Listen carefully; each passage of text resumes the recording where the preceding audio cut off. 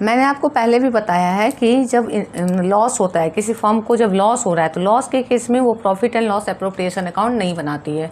Loss case में क्या बनता है, लॉस के केस में बनता है PL account instead of profit and loss appropriation account. और पीएल अकाउंट जब बनता है तो पीएल अकाउंट में ही लॉस को ट्रांसफ़र करके पार्टनर्स के अकाउंट में भेज देते हैं, ठीक है। लेकिन अगर फर्म को लॉस हो रहा है, फर्म लॉस में है, ठीक है, और इंटरेस्ट ऑन ड्राइंग चार्ज करना है फर्म को, तो इंटरेस्ट ऑन ड्राइंग चार्ज नहीं किया जा सकता है पीएल अकाउंट में। Interest on drawing PL appropriation में ही चार्ज होगा, ठीक है। तो इंटरेस्ट ऑन ड्राइंग को चार्ज करने के लिए तब क्या करना होगा, पीएल एप्रोप्रिएशन बनाना होगा।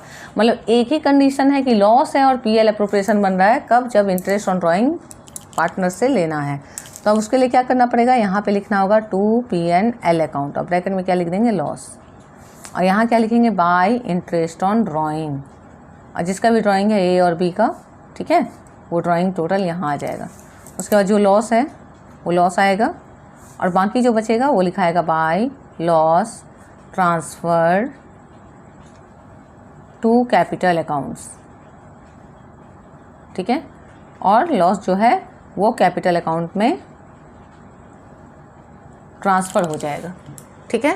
तो कैपिटल अकाउंट में ट्रांसफ़र हो जाएगा। टोटल थोड़ा नीचे डाल देते हैं, ए और बी। ये तो बस एक स्पेसिमेन है जो मैं आपको बता रही हूँ कि याद क्या रखना है, हमें याद रखना है कि जब भी लॉस हो और इंटरेस्ट ऑन ड्राइंग अगर चार्ज करना है तो इंटरेस्ट ऑन ड्राइंग को चार्ज करने के लिए हमें पीएल एप्रोप्रिएशन बनाना होगा। मतलब लॉस के केस में भी एप्रोप्रिएशन बनेगा अगर आईओडी दिया हुआ है तो, अदरवाइज लॉस के केस में कभी एप्रोप्रिएशन नहीं बनता है, ठीक है। तो इम्पॉर्टेंट पॉइंट है, हॉट्स क्वेश्चन में आता है क्योंकि बुक में आपको एक दो क्वेश्चन इससे रिलेटेड मिलते हैं, और जब एग्जाम में आ जाता है तो याद रखना मुश्किल होता है, तो इसको अच्छे से प्रैक्टिस करना है।